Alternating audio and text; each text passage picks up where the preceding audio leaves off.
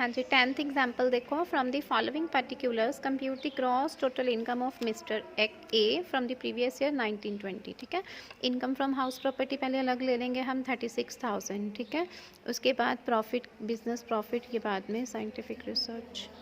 उसके बाद एक ये दिया है हमारे पास इंटरेस्ट ऑन सिक्योरिटी, लास्ट में इंटरेस्ट ऑन सिक्योरिटी, ये भी हमारी बिजनेस सॉरी सिक्योरिटीज़ के थ्रू इनकम हुई है, ये भी अलग से आ जाएगी हाउस प्रॉपर्टी के साथ। 36 + 50, ये टोटल इनकम हमारे पास आ गई है 86,000 की। ठीक है, 86,000 की आ गई।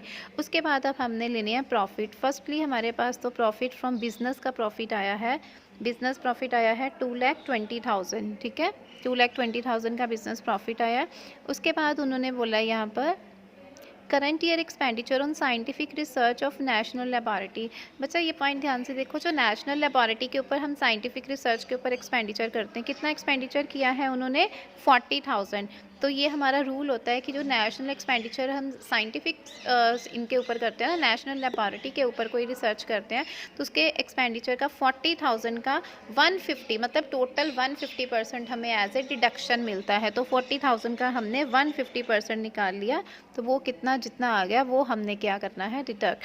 तो वो हमारा माइनस हो गया, 60,000 डिडक्शन मिल गई। तो बैलेंस 220 जितनी बिजनेस इनकम नहीं थी उसमें से वो 150 निकाल के हमने 1,60,000। ठीक है, जब भी ये साइंटिफिक रिसर्च आएगा उसका आपने 150% ही आपने डिडक्ट करना है। वो 60,000 आ गया आपका 1,60,000। उसके बाद करंट ईयर की आपके पास डेप्रिसिएशन जो है वो गिवन थी, करंट ईयर डेप्रिसिएशन 50,000। वो 1,10,000 के प्रॉफिट में से मेरी 1,60,000 के प्रॉफिट में से मेरी डेप्रिसिएशन, इस साल की डेप्रिसिएशन एडजस्ट होगी तो कितना आ गया 50,000। तो बैलेंस कितना बचा 1 लाख। मेरे पास अब प्रॉफिट कितना बच गया है 1,10,000। ठीक है, अब हमारे जो पिछले सालों के कुछ अनअब्जॉर्ब्ड बिजनेस लॉस थे वो हम क्या करेंगे, पहले एडजस्ट करेंगे। एक हमारे पास 7-8 का था बिजनेस लॉस, एक 13-14 का, एक 17। एक तो ये हमने एडजस्ट करना है 15,000 और 20,000। मेरे पास इनकम कितनी थी बेटा 1,10,000, उसमें से सिर्फ 15 और 20 में एडजस्ट करूँगी तो मेरा एडजस्ट हो गया, तो मेरा 35,000 एडजस्ट हो गया। तो अभी मेरे पास प्रॉफिट कितना बचा है 75,000।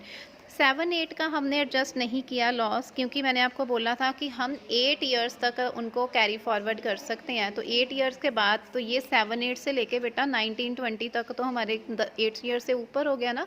तो जो अबव 8 ईयर के हैं वो हमारे एडजस्ट नहीं होंगे, तो इसलिए हमने इसको एडजस्ट नहीं किया। जो भी हमारे बिजनेस लॉसेज होते हैं ना, हमने पढ़ा था कि उनको 8 ईयर तक हम एडजस्ट करते हैं, उससे ज़्यादा नहीं कर सकते, तो ये हमने एडजस्ट नहीं किया। तो हमारे पास इनकम कितनी बची 75,000। अब हमारे पिछले सालों के ये कुछ अनअब्जॉर्ब डेप्रिसिएशन भी थी, ये भी एडजस्ट कर सकते हैं, क्योंकि अभी हमारे पास इतना प्रॉफिट है, ये बिजनेस का प्रॉफिट भी है और ये भी प्रॉफिट है। तो अब हाउस प्रॉपर्टी ये प्रॉफिट हम बाद में देखेंगे, क्योंकि इसमें से तो एडजस्ट नहीं कर सकते हैं, बट बिजनेस प्रॉफिट में से तो हम डेप्रिसिएशन को एडजस्ट कर सकते हैं। 7-8, 13-14, 17-18, ये तीनों 60 + 20 80,000 + 24,000, ये सारी हमने एडजस्ट करनी। इसमें 7-8 की एडजस्ट करेंगे, क्यों करेंगे, क्योंकि मैंने आपको जब पढ़ाया था कि डेप्रिसिएशन आपकी उसके ऊपर कोई लिमिट नहीं है, आप नंबर ऑफ़ ईयर्स तक उसको क्या कर सकते हो, कैरी फॉरवर्ड। लॉस को आप 8 ईयर्स तक कैरी फॉरवर्ड कर सकते हो, लेकिन डेप्रिसिएशन की जो हमने थ्योरी में किया था उसके लिए कोई लिमिट नहीं थी टाइम। तो ये आपने 75,000 की इनकम में से देखो ज़रा, आपकी आया है 1,04,000। तो 75,000 प्रॉफिट था, इसमें से ये एडजस्ट हो गया, तो बैलेंस कितना बचा 14 में से 75, 29,000 हमारी अनअब्जॉर्ब डेप्रिसिएशन अभी एडजस्ट होने वाली रह गई है। तो वो जो एडजस्ट होने वाली रह गई है उसको आप किस में से एडजस्ट कर लोगे, जो आपकी अदर इनकम थी हाउस प्रॉपर्टी की 36 + 50 86,000 की थी, इसमें से हम इसको एडजस्ट कर लेंगे। 29 एडजस्ट कर लोगे, ये 29 आप 86,000 में से एडजस्ट कर लोगे इनकम में से, तो बैलेंस जो बचा 57,000। तो आपकी टोटल देखो, मेरी इनकम 86,000 थी अभी मेरे पास, उसमें से मैंने अनअब्जॉर्ब डेप्रिसिएशन 29,000 की डिडक्ट कर दी। अब मेरे पास टोटल इनकम कितनी बची 57,000।